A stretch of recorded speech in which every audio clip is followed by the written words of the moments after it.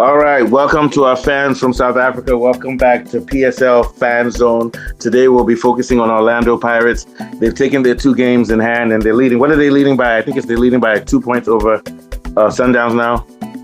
They're leading by 3 points. 3 points, yeah, I missed it by 3 points. Thanks today to the combination of Paulus Mbata and, of course, our favorite player, Mofokeng, who we said needs to get more playing time, and he got playing time. And what we saw in this match, we were worried that Amazulu plays well at home, and we knew for a fact that Orlando Pirates won't lose. But the question is that they can't afford to draw, especially since they have games coming against Sundowns and Chiefs. So they needed to win all of their games. They beat Sekhukhune, which was looking good. Sekhukhune is now going down. Then this was the toughest match that they were going to have, because we know I think they'll beat Gallants, but we were worried about Amazulu. They beat Amazulu at home with a low block. But I think what was able to help them break that low block early in the game was the interplay between Mbata, Apalis, and Mofokeng. What do you think, Sigodi? Those three guys played together. No, absolutely. They unlocked that low block. Yeah. Yes, no, absolutely. You see the combination of Mofokeng, Apalis, Moremi, and Bata was awesome yesterday. Was awesome yesterday. Like you see, like they were able to break up the low block of Amazulu. Yeah. So because those combinations where the Amazulu players couldn't chase, like they couldn't deal with that 1-2s with Mofokeng, Apalis, and Moremi. That's how they broke that low block from Amazulu. Because you can see Amazulu, it's a very stubborn team. No. And when Mofokeng doesn't have the ball, he causes so much trouble when he doesn't have the ball. Like, did you see that play where there was almost a penalty, but they didn't give it to him? Remember, you saw that play? Yes, I saw the play. That was how dangerous he is, because he was giving them so much trouble. And especially when you have Apalis also and Mofokeng, the defenders don't know what to do, because you can't double team either of them, because the other one will open up. And even the last goal was caused by Apalis, even though it was an on goal. So that guy, I'm not Apalis, was caused by Mofokeng, by the trouble that he caused the defense. So what was he doing, or what did the coach do tactically that was allowing Mofokeng to get so much open? Like, even we saw with the who sent him the cross that he headed in? Was it Mbata, or who sent him the cross? No, it's Moremi.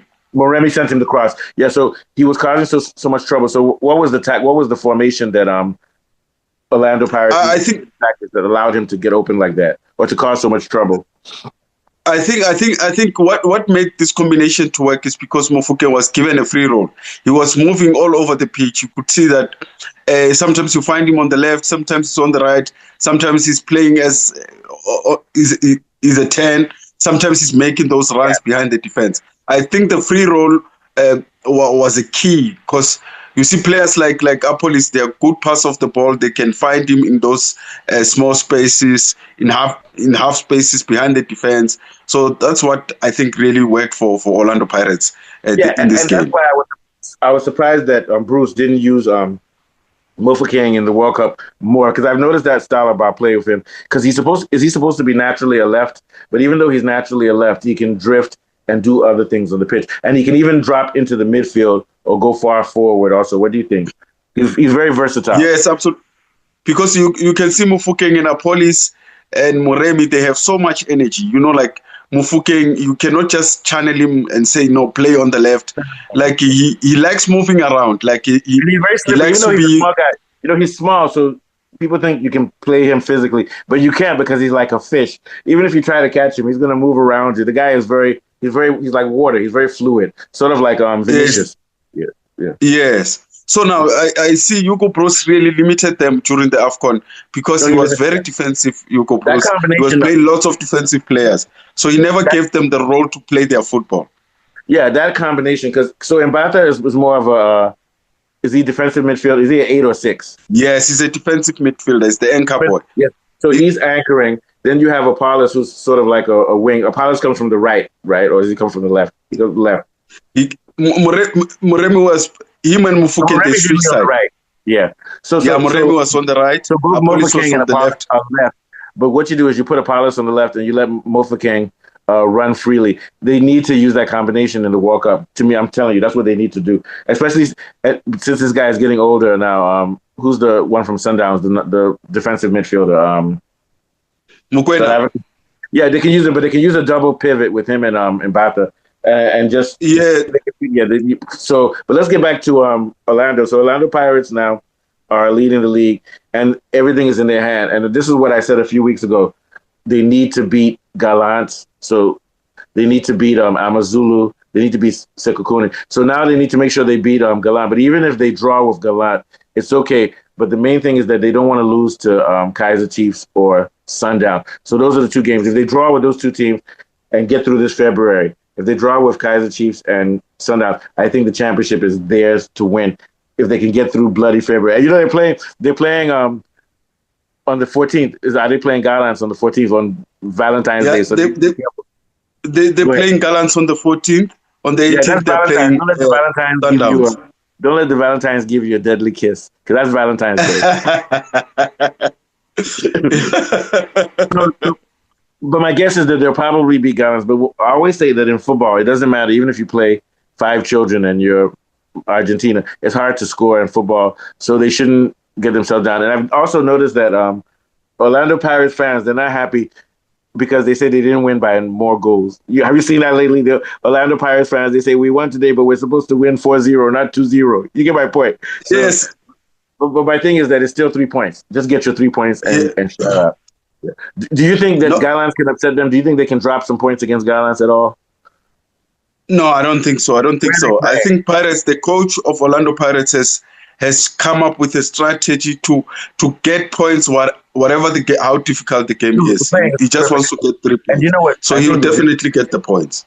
And I think the difference is having the big difference on that team is having Apollos, because Apollos is a little bit more like Lyle Foster. He's very straightforward. You get my point. So that guy, I still think Mofokeng is their most valuable player, but having a direct player like Apollos, it puts teams have to be careful, because now they have to pay attention to him and they have to pay attention to Mofokeng. And with Mbata sitting back deep as a defensive midfielder, you can't cover those 3. There's no way you can cover those guys, man. And we were talking about the injuries that these guys are going through, that Orlando Pirates are going through, but their defense hasn't been tested, man, because the midfield is so strong. What do you think? Yeah, absolutely.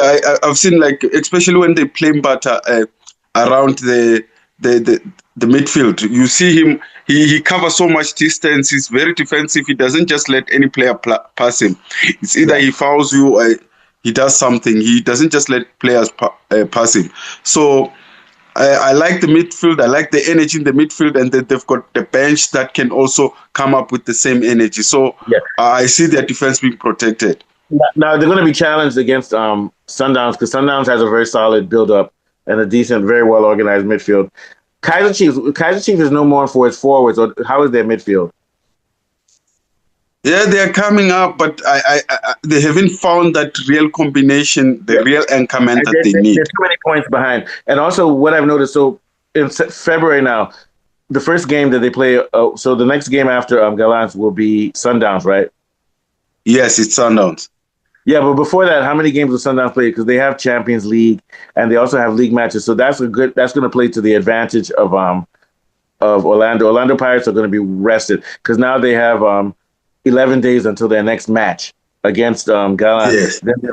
So they're going to be rested. Sundowns is not going to be as rested as they are. So how many games does Sundowns have before that? When is their Champions League? Is it this weekend? Yeah. They are playing this weekend against this team, MC Algiers. Yeah, Algiers. Is it? They're supposed to win that game. I know they. So what I'm asking is, will they bring in a lighter squad there, or they will bring a heavy squad against those guys? Will they bring their best squad against them? They have to bring their best squad against MC Algiers because the problem is they've lost the game on Saturday, on Friday against Al Hilal. So they are not safe. I haven't been focusing on Champions League. There's too many tournaments in Africa, so I lose count. So we'll talk more about that.